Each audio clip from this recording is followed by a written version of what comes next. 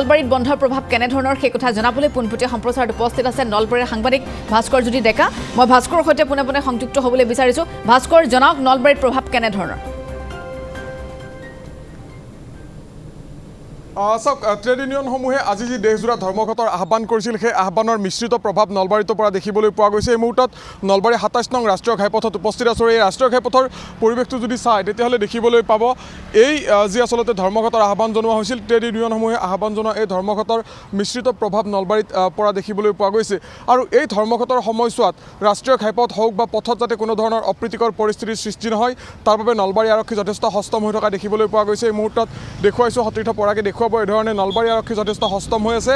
আৰু ৰাষ্ট্ৰীয় ঘাইপথৰ পৰিৱেশ যদি আমি একেদৰে দেখুৱাওঁ, ৰাষ্ট্ৰীয় ঘাইপথত আজিৰ দিনটোত যিসমূহ ব্যক্তিগত বাহন, দুই এখন ব্যক্তিগত বাহনত বাদে যি পৰিবহণ ব্যৱস্থা, যাত্ৰীবাহী যিসমূহ বাছ, সেই বাছসমূহ এক প্ৰকাৰ বন্ধ হৈ পৰিছে। যদিও আমি মালবাহী দুই এখন ট্ৰাক ইতিমধ্যে এই যি ৰাষ্ট্ৰীয় ঘাইপথ, সেই ৰাষ্ট্ৰীয় ঘাইপথত চলাচল কৰি থকা দেখিবলৈ পাইছোঁ। আৰু এই ধৰণে দুই এখন যি চৰকাৰী বাহন, আচলতে যি অসম ৰাজ্যিক পৰিবহণ নিগমৰ যিসমূহ বাহন, সেই বাহনসমূহ এই ধৰণে একাংশ বাহন চলি থকা দেখিবলৈ পোৱা গৈছে। ইয়াৰ বিপৰীতে ব্যক্তিগত যিসমূহ পৰিবহণ সেৱা, সেই পৰিবহণ সেৱাসমূহো কিন্তু প্ৰায় স্তব্ধ হৈ পৰা দেখিবলৈ পোৱা গৈছে।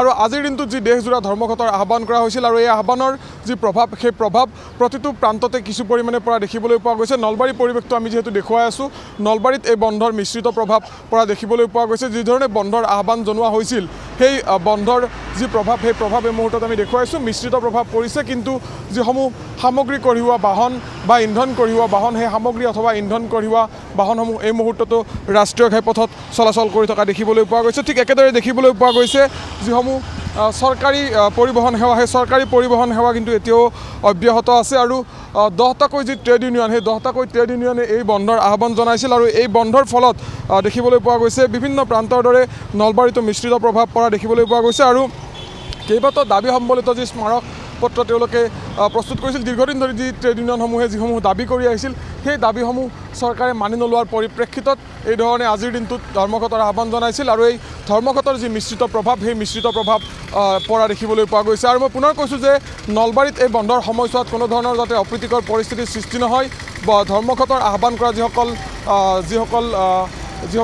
যিসকল সংগঠনৰ নেতা, ট্ৰেড ইউনিয়নৰ যিসমূহ নেতা বা কৰ্মী, সেই কৰ্মীসকলে যাতে কোনো ধৰণৰ অপ্ৰীতিকৰ পৰিস্থিতিৰ সৃষ্টি কৰিব নোৱাৰে তাৰ বাবে নলবাৰী আৰক্ষী যথেষ্ট সতৰ্ক হৈ আছে, যথেষ্ট সষ্টম হৈ আছে। আৰু এই ধৰণে দেখিবলৈ পোৱা গৈছে এই যি ধৰ্মঘট, এই ধৰ্মঘটৰ সময়ছোৱাত এফালে যদি ধৰ্মঘটৰ আহ্বান কৰা যিসমূহ সংগঠন, সেই সংগঠনসমূহে ধৰ্মঘট সফল কৰাৰ বাবে উঠি পৰি লাগিছে। ঠিক আছে, ভাস্কৰক আমি এই মুহূৰ্তত ধন্যবাদ জ্ঞাপন কৰিছোঁ। আপোনালোকে দেখিলে গুৱাহাটীৰ পৰা দেখুৱালোঁ পোনপটীয়া সম্প্ৰচাৰ, আৰু আনফালে আমাক ভাস্কৰে দেখুৱালে নলবাৰীৰ পৰা সেই পোনপটীয়া সম্প্ৰচাৰ। গতিকে ট্ৰেড ইউনিয়নৰ এই প্ৰতিবাদী কাৰ্যসূচী, তেওঁলোকৰ ধৰ্মঘট কাৰ্যসূচী, 10টাকৈ ইউনিয়নৰ যৌথ মঞ্চই দেশজোৰা সাধাৰণ ধৰ্মঘট সফল কৰিবলৈ যিটোকৈ আহ্বান জনাইছিল, আৰু আজি এক প্ৰকাৰ সেই আহ্বানৰ প্ৰতি সমৰ্থন জনোৱা দেখিবলৈ পোৱা গৈছে। প্ৰায় 25 কোটিৰো অধিক শ্ৰমিকে এই প্ৰতিবাদী কাৰ্যসূচীত অংশগ্ৰহণ কৰিছে বুলি জানিব পৰা গৈছে দেশৰ বিভিন্ন প্ৰান্তত।